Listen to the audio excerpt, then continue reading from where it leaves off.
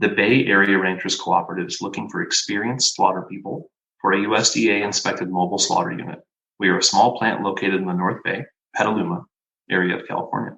The plant services co-op members, and our ideal candidate has experience in beef slaughter and USDA inspection. Please send resumes to bayarearanchers.com. That's easy. Check that out. That's a suit. I'm telling you, you want to get into slaughter? Start on a mobile truck.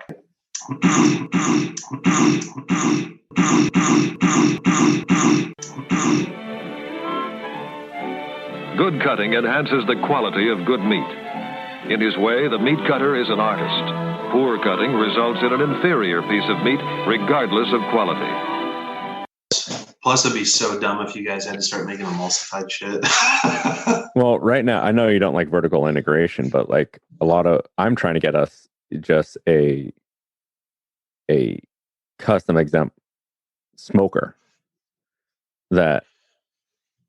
you could let me know where you fall on this, because right now we don't offer any added value as far as besides just like pre-seasoned sausage or like, the 1 to 25 packs.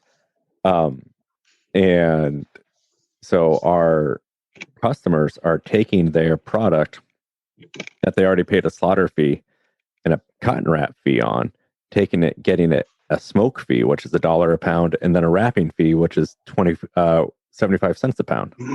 So if we get the grant, then we do I understand it's now we have to fill that position.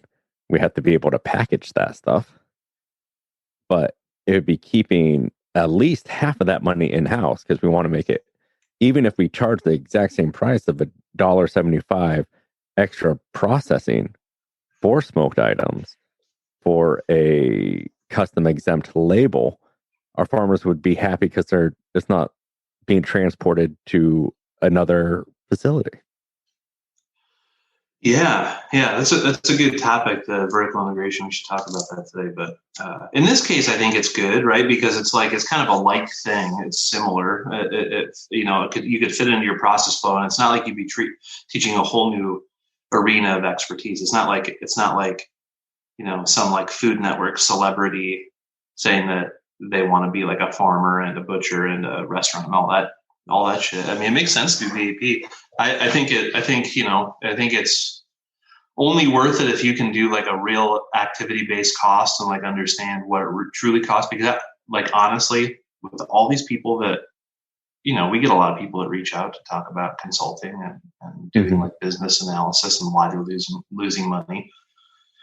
And it's because processing fees have stayed the same since 1990. Most people can't put a sausage in a package for $1.25 a pound. When you see where you see a lot of places doing that, I mean, you just can't do it. It's not possible. Even if you think you can, I guarantee if you stand there with a stopwatch and figure out like all your cogs, all your packaging, all your labor, you can't do it. Then where are these places making their money? I think a lot of places that I run into they've got like a blended business. So, for instance, a place I managed in Michigan had a beef herd, had the processing plant, and had a feed mill. So they grew all their own organic grains and milled it and made feed mixes, and that floated the other two businesses. And was it designed to do that? Did they keep the books separate, or was it confusing? It was really confusing. They only looked at it from a revenue. They only looked at the plant from a revenue standpoint, and which I've learned since then that. And I know this sounds kind of black and white, but plant managers should like, if I was a CEO and I was doing this, I was splitting up the responsibilities. I would only give the plant manager a cost-centered budget. So he or she would only be managing to a cost. So like the financial person, whether it's your accountant that you bring in or the CEO or whoever, the business owner, whoever it is, would say the plant has to run at $1.28 a pound blended cost, or raw fabrication. Raw cuts has to be a 90 cents a pound, and all sausage has to be $1.75, and all bacon and all the other smoked whole muscle has to be $2.25, something like that. And then the plant manager just manages that cost. But so many businesses out there manage their finances from a revenue standpoint. So they think more throughput, more money, more profit, which is 100% not true in most cases. Like, more throughput does not equal. In fact, I've managed plants that were profitable and pushed more throughput and became less profitable, even though they were more cash flow was occurring. Because more money, more problems. But exactly. Exactly. Well, I've been there too, where it's like it's like contracting bidding, or something like I've been in a plant where it's like we just got this big account for Together Foods, and they want us to do like 60 head a week, and I just did the math and and look how much more money we're gonna make, and it's like, yeah, that's great, but now we are pushing our overtime because of this. Now and we found, or they found, fuck it, they're not around anymore. They no longer are operating because it just wasn't viable. They were making more money and more money, but they were getting hemmed up with not being able to staff. Yeah, that's a big one. That's a huge one. And just to put a bow on this, like you guys are going to do great adding that service. It's going to be super, super welcome. And, having you teaching the people there how to do it is good. I mean, most plants don't have access to you. So there's that, but speaking of staffing, something that comes up all the time is like, people contact us all the time. I'm in the middle of Kansas. I'm in the middle of Arkansas, and there's no plants for 100 miles in any direction, or 200, 300, 400 miles. Mm-hmm. So we need one super bad. So we're going to build a plant. We're going to process 5,000 head a year. We're going to soak up everybody. And we're going to let every farmer bring 1 or 2 head of beef at a time. There's some issues there. But you got to ask yourself, like, look at where the processing plants in the country are right now. And this is not my idea. Somebody brought this up. It was so interesting. Look at where the processing plants are. Mm-hmm. They're in places where there's people, and there's animals, and there's a market. Yeah. Like if there's nobody around, that's why there's no. I mean, there's all these people that are buying up hobby farms that are starting. They've got like 5, 10 head of beef and then are like burning torches because there's no processing plants. And it's just kind of like, okay, well, I'm not starting a wool sweater company in the Caribbean because no one needs wool sweaters. It's like you don't start a business in an area where there's no infrastructure and just demand that it's your human right to have it. Like, there's a reason why there's no processing plants in the middle of freaking nowhere, because there's no one to work there. Yeah. And then, so you have a hiring pool, right? Depending on where you are and the economic basis and what people's needs are for cost of living. And when I was working in a plant in a unfortunate demographic where a lot of the people were in our hiring pool didn't have good options, and unfortunately, that allowed for them to be overworked, undervalued, and then also made to seem disposable because, like, oh well, they're just a felon, or they're just this, or etc. Yeah. And then, but when you have a small community like that and you run through everyone like that, then who are you going to get at the end? Yep. That's so true. Yeah. So we're going to do it. Go ahead. Sorry. I was going to say, I got this question on TikTok that you could answer. Do you have advice for someone who has never done any processing that wants to raise and process their own hogs? Okay. So, yeah, I think that is the part of the vertical integration that I am challenged by. I understand enthusiasm. I think that's awesome. I love it when people are curious and they want to do all these different things. And it's like, yeah, do those things. Get a couple of hogs, raise for yourself. Make sure you do it in an area where there's a processor. Establish a relationship with them. Learn how to raise your hogs, because raising hogs at a rate where you're not losing money by the end of it is hard enough. It's hard enough.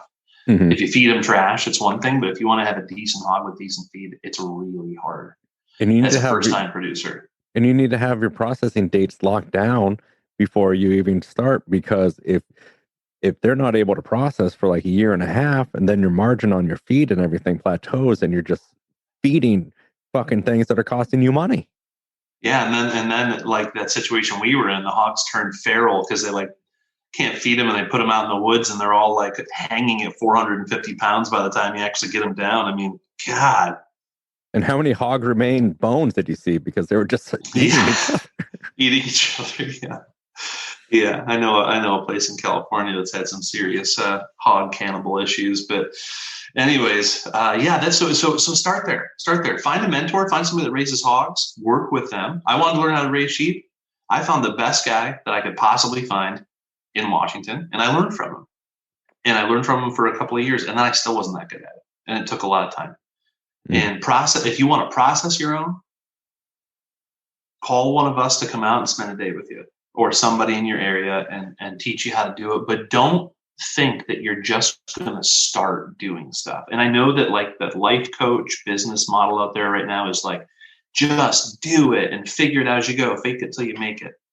Unless you're independently wealthy, when it comes to like livestock and processing, I personally don't think that I just think that there's a lot of money and a lot of stuff that can go into it if you want to do a decent job. If you just want to have some fun, great. Shoot your hog in the head, grab some knives, and go to town and explore. But watch a YouTube video. It's going to be messy. Have a hose and cook your sausage thoroughly. Yeah, totally, and do it in the winter because it's going to take you a while. But that would be my advice. Take your time and learn. Like it's not going anywhere. The market's so saturated right now that you bringing on a dozen hogs a year ain't going to put a dent in anything. Learn how to do it. Learn how to do this shit. Become some sort of competent individual before you just start doing it. And that reminds me of I want to have a little QC corner discussion at the end of this, but the vertical integration thing keeps coming up, and it seems so exclusive. I mean, look at what's going on in the world right now. We got companies that are being exposed for being like radically dishonest, and then we find out that that's just the tip of the iceberg. Like there's just vertical integration.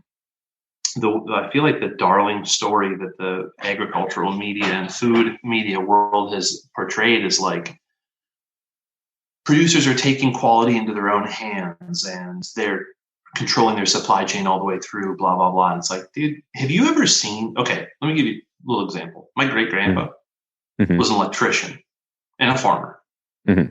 An electrician and a farmer. And he would make his own tools, all of his own furniture, and he built all of his own houses. He did everything. He made a freaking lathe from scratch. Whoa. You know what all of those things that he did that weren't electricity or farming had in common? What? They weren't that great. Like they were fine, but they weren't like great. They were just marginal because he wasn't a master of everything, even though he was totally brilliant. And I think that when these people try to do every single thing under the sun and they want to have all the SKUs, and all of a sudden I just left the banking world and I decided to get back to the land. So I'm going to raise some hogs and make charcuterie in my own processing plant in my backyard. It's like, dude, that should take you 5 to 8 years to figure out how to do. Yeah. I also have an incredible story to tell you that I cannot have on wax because I'm pretty sure they listen to the show. Okay. After you hit stop recording, I want to hear it. That'll be on the Patreon or something. Yeah. It's so good. But yeah, so the vertical integration, I think, is a highly exclusive model, where people are like, screw everyone around me. I'm going to do everything myself. And then they get into issues where they have quality issues. They're spending all this money on consultants. They've got the wrong people. Their product is marginal. It's totally inefficient because they don't understand the ins and outs and the economics of each of the branches of their business. And the next thing you know, we got people out there charging an arm and a leg for super premium product prices for just marginal shit, average stuff. And they're selling a story that's so powerful that people will just like give their money away, for that, because of the story. And I understand that the story is very powerful marketing, but just be what you say you are. And, you know, my feeling on vertical integration is that it should look like this. Like, okay, you're a processor, right? Mm-hmm. And I'm a sheep farmer. Here's a great example. Actually, this is a better example. There's a place out here. You and I talk to the people. Their ownership is aging out. They're looking for somebody to take over the plant. Mm-hmm. They do USDA 1 to 2 days a week and custom exempt the rest of the days of the week. The region is supposedly starved for USDA processing, but the people say, "Hey, we can't do it as is. You know, we got to stay custom." So if you and I are two different farmers in this area, you're raising beef and I'm raising sheep, and we need more USDA processing, instead of you and I being like, fuck it, let's build our own plant and not be good at it for several years and charge people an arm and a leg to keep us afloat, why wouldn't we just go to that processor and just say, hey, how about this? How about we invest in you so that you can run USDA 5 days a week? Tell us what you need. We'll form a win-win partnership. Open up more slots to the rest of the community. I save the $2 million it's going to cost to put together a small processing plant that's properly put together, or 1 million, whatever. And we've got a win-win partnership for a fraction of the cost. That's vertical integration. Yeah. You know, Purdue and Tyson are vertically integrated, but they didn't start out as a farm that had a processing plant and had restaurants and all this shit. They were a farm that was really efficient and really good at what they did. And then they bought or partnered with other businesses to bring under their umbrella. Yeah, we can hate Tyson and Purdue all day. I totally get it. I don't buy their shit. Mm-hmm. But it works. Now, yeah. To what cost? Like, right, there's you know, there's a lot of things wrong with it. But the cooperative partnership, the win-win stuff, that's the type of vertical integration I see. But for every 20 calls you and I get about opening plants, 19 and a half of them are people that have very little experience and want to do it all at the same time right now. Well, this is also the call. Doesn't work. This is the call we get. I want to open up a plant and I want you specifically to run it in the future and do everything you can to get it runnable in the meantime. Yeah. I'm going to just tell you right now, I don't want to do that. I want to help out someone who has already figured out their basic needs and consulted with people who know more about money than we do. Like, I'm not like bashing ourselves, but like, you know, who know more. We can't do it all. We can't be vertically integrated. Yeah. I've tried that. I've tried to financially advise people and I'm not good at it. Mm-hmm. Well, yeah. So someone was asking me, I was doing a live and someone was like, I want to be the best, they said, how do you become a master butcher like yourself? And like, first off, I'm not a master butcher and I don't want to ever give the impression that I consider myself one. But it took me years. Like, I wanted to be cocky and arrogant and know every single thing and be the best and the best and the best that I could be, so I could have that coveted master title. And then so no one would ever correct me on anything. But it's like, I'm so okay with now accepting, like, oh man, I don't know. Like, or someone like, oh, what's the average yield of this? And I'm like, you know, I don't know unless I like actually sit down with a pen and paper. Like, I just don't know that. You know what I think the difference is? And I'm like getting to that point. I'm not quite there yet. But I think the difference is like, you're okay with not being the best at all of the things meat because you have fucking hobbies. Mm-hmm. You live on the water. You like going fishing. You like spending time with your family. Like, you know, you could go out and do that master butcher thing. It'd be probably a pretty lonely road. Yeah. You know, and there was a time and a place for that. Our 20s. Mm-hmm. You know, I was the best at drugs. In my 20s. Just kidding. No, like I always said, as someone who's a recovering cocaine addict, that like, yeah, I wanted to I had that drive in me. I was the best tile setter. I'm going to be the best whenever I can. I'm going to be the best butcher, best drug addict, everything. Yeah. That's so true. So, you know, What we do when we talk to people is we put together a little bit of a scoring table, or it's something that I'm working on right now. We kind of do it mentally and we just talk, but we're putting together kind of a scoring table and like a rubric for opening a business or a meat business. And it's like, first, have you done a feasibility study? And by feasibility study, I'm not talking about spending $25,000 on a consultant. I'm saying, like, is there someone to process out there? Who's your competition? Mm-hmm. What's the market look like? I got these new neighbors, and they said, "Oh, we just moved out here from Portland. We're a couple of doctors, and we bought this property. We're gonna farm garlic."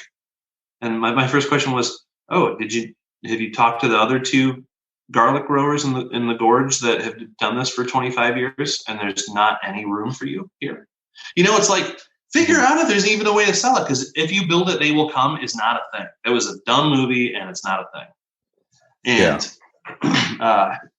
And then put together an operating budget. See what it's going to cost, how many people you need, what it's going to cost to produce each pound of whatever it is you're doing, and see what your revenue is, see what your cost center is. Can you do that? Yeah. That's why it's like, people are like, "Oh, Travis, wouldn't you love to open up a butcher shop?" And it's like, yes, I romanticize the idea of being behind the counter and talking to the customer and being like, "I'll be right with you," as I set aside some subprimal that I'm cutting some beautiful steaks off of. But it's like, where am I going to open it up? Fucking Marysville? Like, yeah. Like South Everett?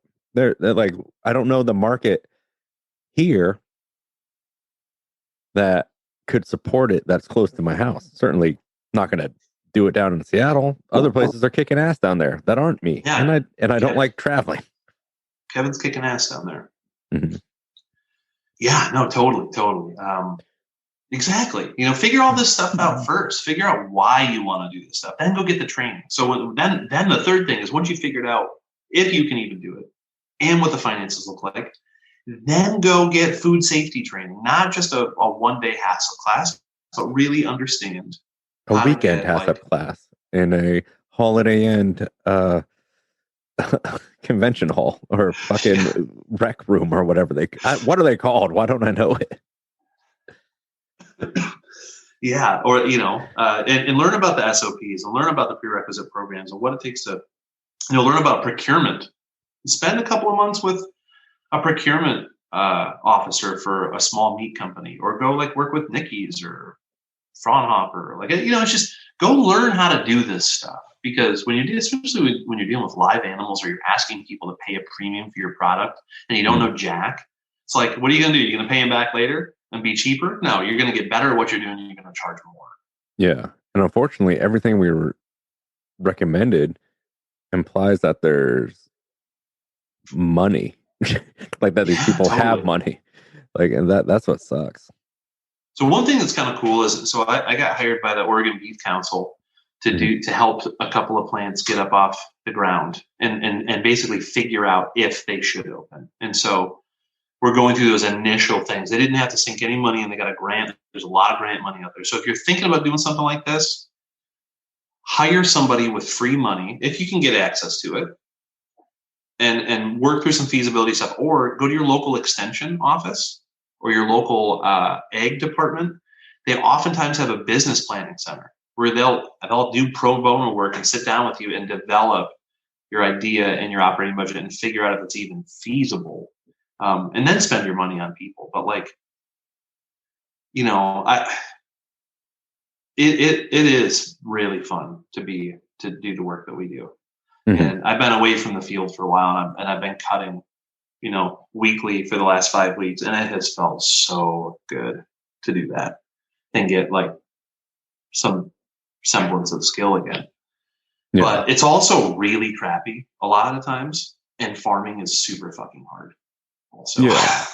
Well, it's a romanticized idea. It's like, we all suffered it when we first got into this industry. It's like, yeah, I'm a butcher. Bleh. And I don't think farmers sound like that, but it's like, yeah, the salt of the earth and a good, honest day's work and Then it's like, oh, my schedule is now built in with an hour of overtime every day until ? Because we are so behind. Yeah, and you got to sit on your animals for 28 months, and you're not going to see a return for 2 years. So you have to get a job at the local blah blah blah, and like Yeah. the outdoor pizza oven on your property only provides fun so many times before it's just like you're sticking your head in there. Yeah. It's I don't know. It's brutal. But yeah, we got these people that we both know that are like, they got a butcher shop, and they're like, okay, we're gonna have this butcher shop. We got these super high standards. We're working with farmers. We're getting direct, holding them. We're making it work. Okay, great, great. They're like, and then we're gonna open the restaurant and the second butcher shop because we're gonna change the system. I'm like, yeah, okay, great. That sounds good. You're gonna serve your community. I love that. And then they're like, and then we're gonna start working with partner farms. And we're going to start getting farmers to do things our way. So we're going to have farms all over making stuff for us, making our meat so we can then process it. Then we're going to open a plant. Then we're going to open 17 more shops in the state. Then we're going to go regional. Then we're going national. Plants, farms, shops, everywhere. Our brand changing the world. It's like, wait, because we're taking down the big guys. But aren't they the big guys? It's like that South Park episode. Yeah, I think you just became the big guys, you dumb. Yeah. Well, as soon as you get partner farms to do things your way, like it just reminds me of like not farm sharing, like like massive like chicken farmers who grow for Tyson, who are broke all the time because totally,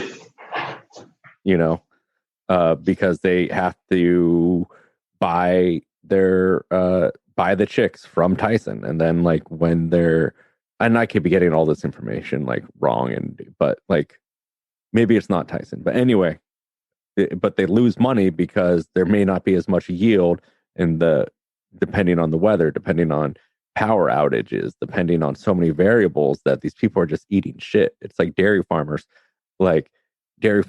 either are making money or borrowing money. It's like, yeah, totally. And they get locked in, right? Because they're taking volume. So they keep getting bigger. They get locked in on these super low prices.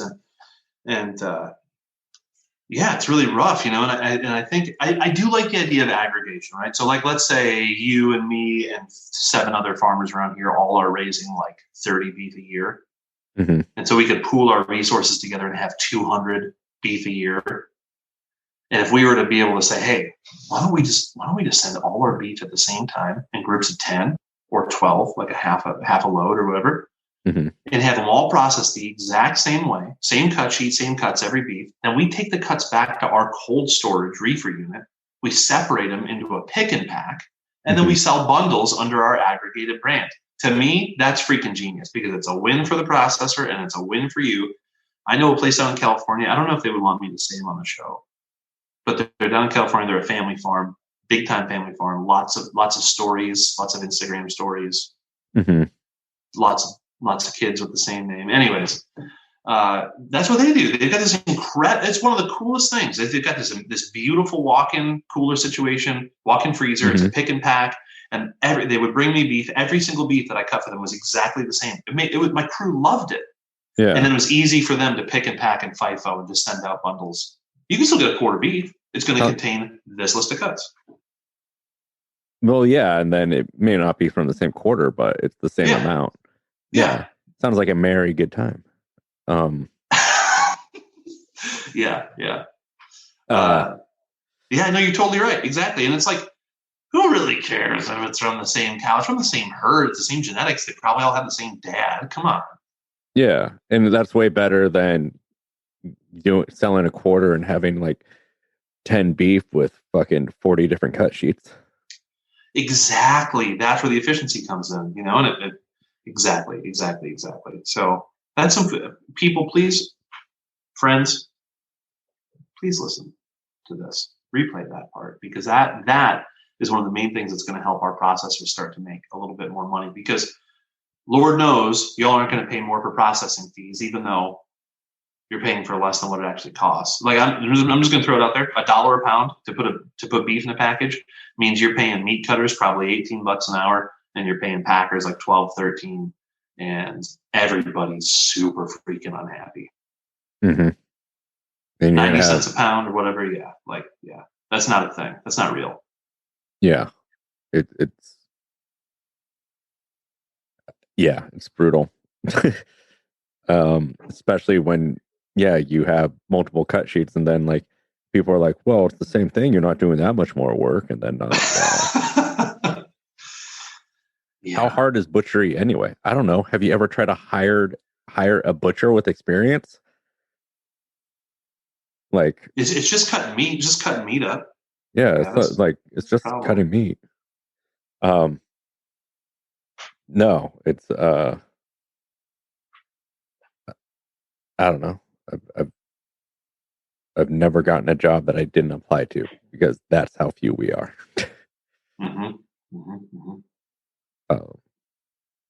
Yeah, I don't know, but you've been cutting more. Tell me about that, David. Oh, it's been good.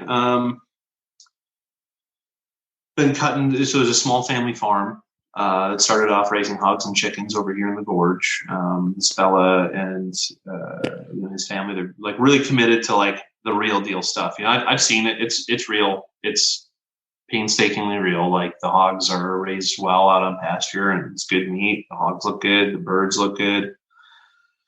And then he, has got a little grocery store, super, super cool grocery store, really, really nice stuff, like very, very competitive prices for organic produce and the meat, runs a fresh meat program. This is the thing that I think is just super cool. He's figured out a way in a volume where he's able to sell out of this fresh meat. He doesn't waste anything. But he doesn't have a bunch of people that are upset that he's out of stock either. It's a really cool program because I don't know that many places that don't freeze right away. It's hard. It's super hard, right? So then he decided he wanted to process his own meat, built a really cool little shop, and has since partnered with people. So because he wants to process more, he's like, I can't do it all. I can't vertically integrate because it's too hard to do it all really well. So he's got his neighbor that raises hogs super well, does exactly how he wants it. And they're totally on the same page.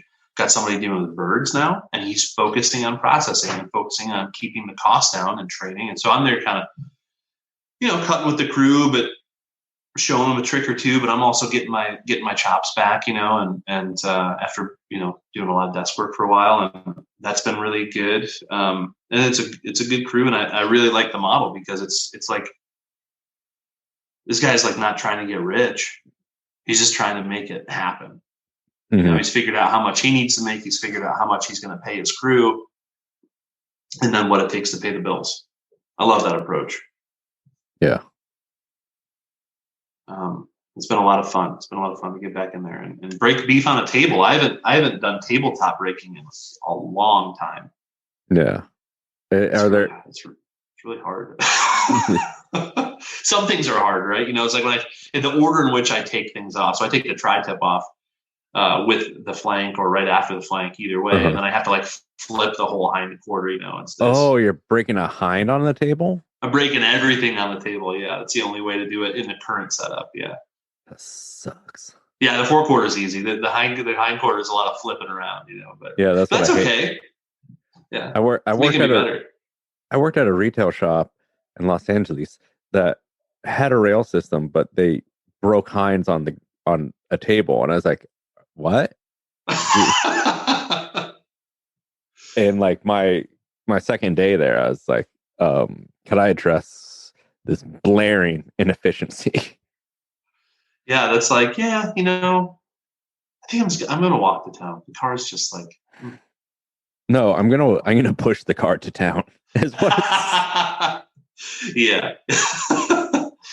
Yeah. And then put my groceries in it and then push it back. Yeah. You know what? I will say I've been cutting in a few different places over the last couple of months, just deciding, if cutting is where I want to be or if management's where I want to be or a mix of the two. Like, sounds like you're at a real crossroads, David. Listeners are going to be on edge waiting to see what you decide. It is a crossroads. There's lots of offers on the table right now. I don't know what one's the one, but there is something to simplicity and like we were talking about earlier, like eventually giving up the chase and having balance and stuff like that is something that I think is coming into play. Mm-hmm. You're gonna have a family with little Davids. Well, I would at least like to be able to date for more than like 10 minutes. Yeah. At some point would be nice. Maybe like have a hobby, maybe play some music with some people or something. Mm-hmm. But yeah, so one thing I noticed though, yeah, fucking rollerblading. I actually said the phrase today, you don't get to take work off if you have a rollerblading accident. And the person I was talking to agreed. So one thing I've been noticing, cutting in all these different places is, and you're gonna balance me out here because I'm gonna sound like a chotch, and you're gonna say something wise, and I appreciate that. But I've been seeing some really gnarly carcasses coming off USDA kill floors up here, man. Like, and I understand there's a learning curve, and I understand that there's training, and things often on the floor don't go right. I get that, right? Like, you should have the leeway and the space to make mistakes and then be trained and learn. Like, I deeply believe in like trial and error, except for when it comes to stunning and like all this stuff. But you clean it up on the final rail, right? Like, you weigh the animal, you're going to charge the person for the whole carcass, but then clean it up and make it easier on your processing room. I'm looking at 4/4 where they're sticking the beef. It looks like they're taking a 7-inch fillet knife and just hitting the beef like so many times until they finally find the carotid artery. It's like, they got sticks up under the brisket ribs. They got a knife stick all the way up to the third rib. There's hair and shit up there. You can tell they're not doing a 2-knife system. They're going right through the hide, right to the stick without opening the hide and then going to the stick first. The inspector's clearly passing the stuff. There's all this spoiled blood. So the sticks are super bad. So there's all this spoiled blood up in the hogs and up in the beef. There's a bunch of mess all over the midline. Like, every hog that we get at this one place, not the place I was just talking about, but this other place, every hog we get at this one place where I'm cutting, it looks like the splitter is only wearing one shoe. Like, it just, they're just destroying the loins. And every hog generally, out of every 6 hogs, 1 or 2 has the midline trimmed down to the spare ribs because they busted a gut and bile or stomach contents ingested gut everywhere, and you can tell. And like, just like, what is going on out there? If you're not getting good sticks on animals, that's a bad deal. Like, I think I've had to deal with trimmers, and like, I feel 2 things: trim as you go, right? Oh yeah. If you're landing a beef and you're working a landing station, when you open up that hide before you put it on a rail and you see something, just trim it. If you're at a completely different station on a line and you're eviscerating, check your midline, right? Yes, absolutely. Number 1 place.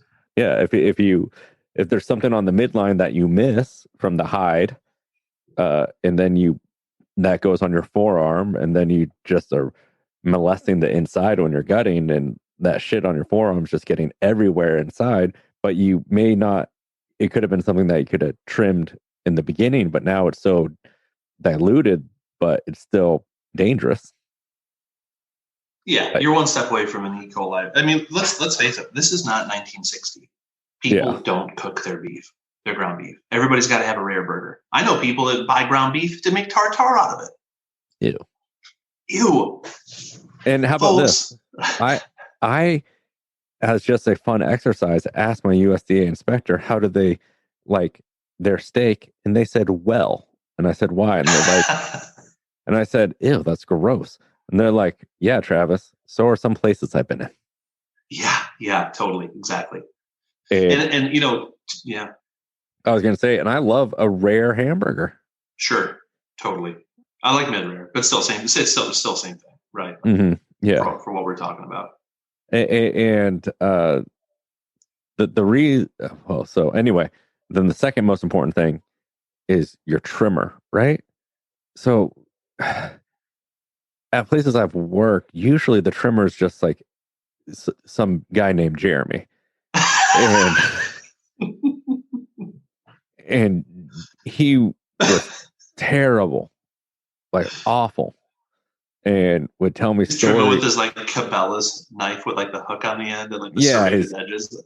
Yeah, and his Harley Davidson with flames on a do-rag that goes underneath his helmet as his as his hairnet. He he what are other Jeremyisms? He would tell you camo shorts and then like extra tough with like the gap in between, and you just know that like water is just like cascading down into his he got pink socks. And trench foot. Ugh, gross. He says his small talk's like, hey David, why are women such bitches? Totally. And you're like, oh, I think you and I have a different relationship with women. And then like the only Ween song they sing to is Piss Up a Rope, but they know like every word to it, and they're like, yeah, man. Yep. Anyway, so the inspector's always out to get them, and you know. Yeah, what would you do if they talk to you like that? Well, I'm not in a position to be talked to like that. So, anyway, these roles are very important roles, right? Yes. So incredibly important. We need someone who's has an attention to detail. That like, and it took me a while to realize this, or the place I was working at to realize this. But like, I remember one time I had this Jeremy, and I was like, Jeremy, granted, like there wasn't trimming as you went at this place. It was relied solely on a couple of Jeremys. There was like 3 of them running the trim station, and they all had different areas they needed to look at. Oh boy. And there was the person who eviscerated these lambs was new and terrible as well. Because again, it goes back to what we're talking about. You have a limited hiring pool. Yes. You treat people like shit. The only people who want to work for you are the people who are willing to be treated like shit to stay there. Yep. And so there was tons of raisins in the H-bone of all these lambs. Oh God. And I go into the cooler and I trim 60 lambs, and I come out with pizzles, fecal matter, pieces of hide, like just like grease, a bunch of gross shit, hair, and put it in this lugger, and I go over to Jeremy, and I was like, Jeremy, I don't care if you like eating shit and dicks, but I don't think the general public does. And he's like, what? And then I dropped the lugger, and then he's like, what? That was in there? And I was like, what do you think? I just have this stuff for fun to do this gaff in your locker, just yeah. Jesus. And then it's also like on the owner too, because we had a trim barrel, right, and an edible barrel, and we're doing so many head of beef, so many head of pork, so many head of lamb, and it's all like. And then the owner would come by and look in the barrel, be like, looks like you guys are trimming too much off. But yet, like, comments like that is counterproductive to what we actually need to get done. Yeah. You know what's counterproductive? Is letting a farmer on your kill floor. Yeah. In the first place. No way, sir. I don't care if you own the place. It ain't happening. Yeah. Ugh. Oh, that's funny. No, that's an interesting point, especially when you brought up the thing about the midline, because a lot of big plants, they train their eviscerator. I don't know if you've ever had to do this, but like the plants I've worked in have not. This is like big plants, but I've seen and heard about where they trim the mid. They don't even look; they just trim the midline on both sides super quick. A lot of times with those rolling razors, like the air razors, but they'll just like take their knife and just cut a strip on both sides, not even look at it, because it's like cheaper for them to lose less than a quarter pound of membrane and be sure than look and then maybe trim. Yeah. You know. So like, yeah, in ways so I always trim the midline before eviscerating, after opening the brisket, and then the hard edges of the flank is just automatically removed. Mm-hmm. And then there's areas on the neck that are like no questions asked that get removed as well. Yeah. That brings me to another question. Obviously we're having a fun time, kind of like just kind of dragging people today. I'm grumpy. I had a grumpy day today, but in a more proactive way, like there are some things you can do on the kill floor to make your cut room way faster. Mm-hmm. I can think of a couple. You can probably think of a couple. I can think of a couple when it comes to like cutting instructions and tags and things like that. Yeah. Just off the top of your head, what are some things that your kill floor can do to make your cutting room faster? That takes way less time on the kill floor than it does on the cut floor. Well, number one is pull leaf lard. Pull the stinking leaf lard for a cry. Pull the beef suet even a little bit. Mm-hmm. Just separate it off of that short line. Bring it up. Yeah. Digging that suet out of there when you're trying to get a clean short loin is ridiculous when it's cold. Mm-hmm. It takes you 1 second per side on the kill floor. Yeah. Pull the leaf lard. When doing certain, like in the past, I would do whole bone out beef where we would bone the whole forearm out on the rail. But to make it so we could do that when they were down to temperature, when they were still hot, we would separate the forearm through the Vegas strip steak and leaving it connected from the leftover skin of the flat iron. But it didn't look like it was separated, but it was. Say that one more time. So one thing we used to do is we would bone out like 40 head of beef and it'd all be hamburger, right? Yeah. All these Holsteins. Yeah. And the forearm, we would just bone out on the rail. But to make it so we could take it off the carcass and put it on a hook or a tree or something, we'd have to, while it was still hot, lift it up and cut the Vegas strip steak to separate it from the chuck. I've done something similar. Opening up the shoulder. I like that because it cools it faster, and depending on how you're breaking your beef, like the way that you and I used to break beef, where we take that whole square cut chuck with the arm on. Yeah.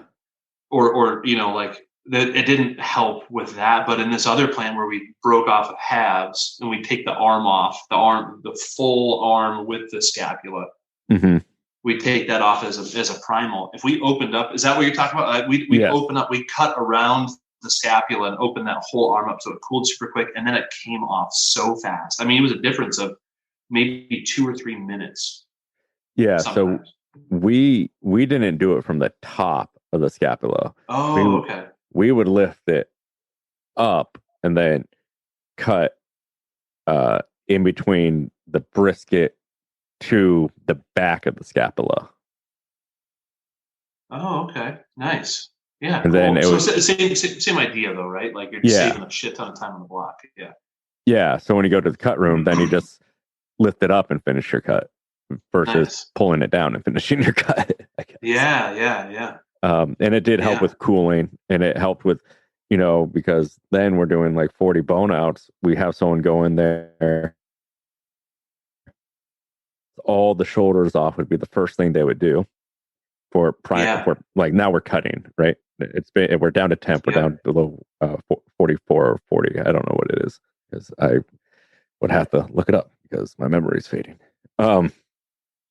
And we would treat all those forearms and then start cutting from there. And that would take that person like 5 minutes to collect all 80 forearms. Yeah. And then these are whole beef. And they're all bone out, and we make a cut and the flank primal, where you would find the eye on the short loin, right?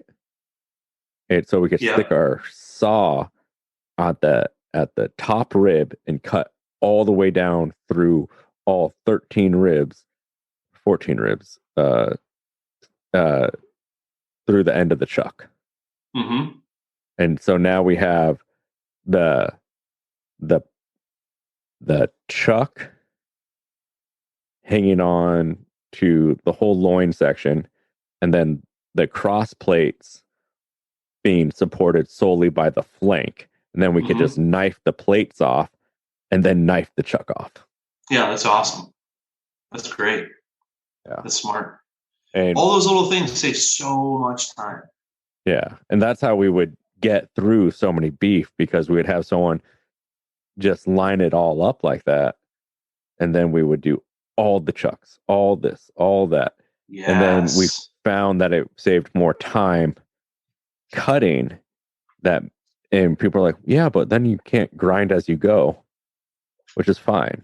Grinding super quick. Yeah, grinding as you go is actually like kind of can oftentimes be a disorganized nightmare. It is. Yeah. Trust me. Separate your grind. Do it. Have it be like a totally different room. Let people work through it. Like, dude, yeah. Oof. Yeah. Yeah. And then, another thing to like get your carcasses cooled faster is just either make a top cut in your actual knuckle and then pop the sirloin at the sirloin tip. Mm-hmm. And so that's a good one. Yeah. I don't know. What are some other things that help?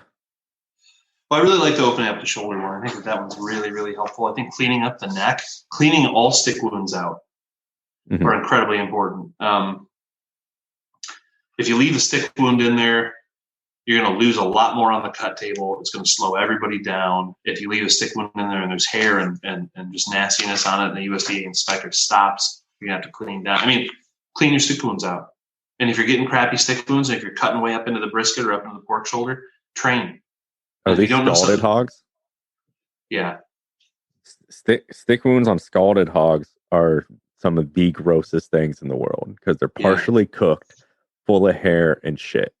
Yeah, get rid of them.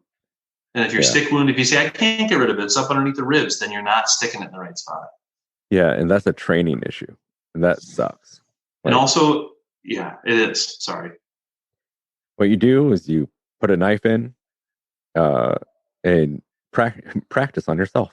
You have this divot like at the base of your neck, right above your. Don't practice on yourself. I think it's odd that I have to say that.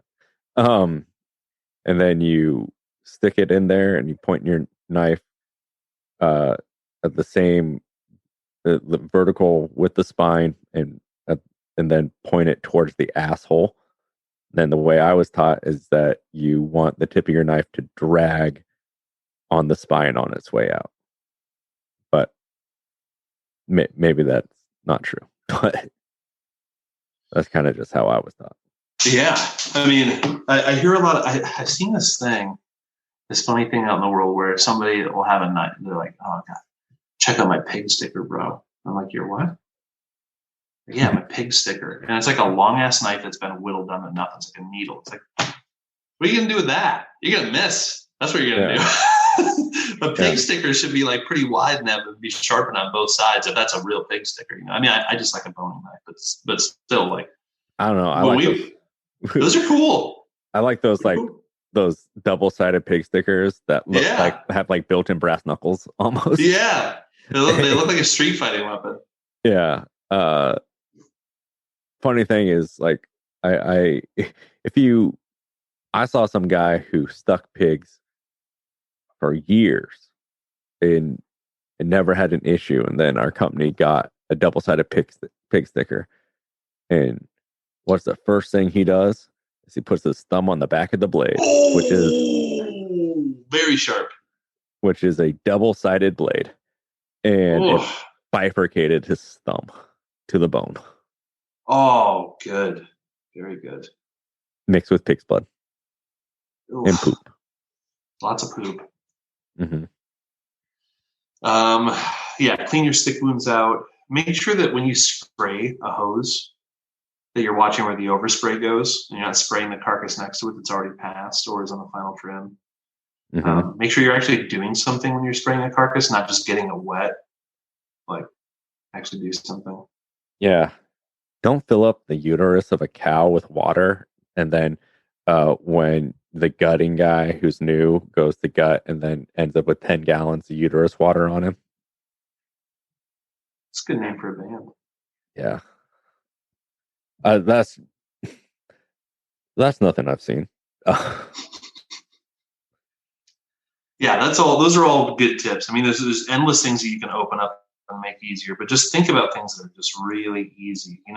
I think starting the flank is even helpful. Just anything that you can start when it's hot that makes it easy. It's not going to deform one of your steaks. Mm-hmm. Yeah. And then I think just like if you, the information you have that you can put on the hot tag is good too. Like just simple things that like, oh, where's the cut sheet? Where's the cut sheet? Oh, let's chase down the cut sheet. Oh, don't stop that one. That one. Oh, this is the wrong cut sheet. Blah, blah, blah, blah, blah. Cut sheet, cut sheet, cut sheet. If the person who's weighing and putting on the hot tags knew certain information like tenderloin in or tenderloin out, that would allow someone in the next room to get started on that carcass without worrying about the cut sheet. That's a really good idea. I like that. Just like some little codes, maybe some little acronyms. Yeah. For different things you can do. Yeah. Because right now. Yeah, I liked that. That was something we did. Yeah. That was something we did together. I would be breaking the beef and putting it on hook trees for the next day at the end of the day beforehand. And you just roll it out and you were like slamming through it. Yeah. And that's how like I like doing it. Like set yourself up. People like I don't like holding over trim necessarily. But like trim will keep for a day or two. And then you could pre-break beef. You could pre-break pork. You could tree it all and have it all lined up for at least overnight or a day or two. And that will allow like, what if you can't get a whole beef done, right? But you could send someone to break down a whole carcass, knowing that you get a jump start in the morning. Yes. Yeah, I agree. Yeah. All right. Well, in summation, if you are slaughtering beef and hogs in the Pacific Northwest and would like some help with sticking and your trim station or anything else on your kill floor, please call us. We will help you and we will be friendly. Yes. And yeah. And then David, this guy reached out to us and asked if we could read this. Oh yeah, great. Yeah, this is something. Yeah, I like it when we do this. I like it when we have the opportunity to do this. Everyone asks, "Where can I get a job?" Where there's nobody's hiring. There's no jobs. There's a bunch of jobs, and we hear about a lot of them. Yeah. And so here's a really cool opportunity. Granted, we're not friends with these people, like in real life. Like we don't know these people super personally, but we do know of them and know what they're doing down there, and know that it's happening. Anyways, the message is the Bay Area Ranchers Cooperative is looking for experienced slaughter people for a USDA inspected mobile slaughter unit. We are a small plant located in the North Bay, Petaluma area of California. The plant services co-op members, and their ideal candidate has experience in beef slaughter and USDA inspection. Please send resumes to bayarearanchers.com. That's easy. Check that out. That's a suit. I'm telling you, you want to get into slaughter, start on a mobile truck, and then you will love kill floors. Yeah, because it only gets better.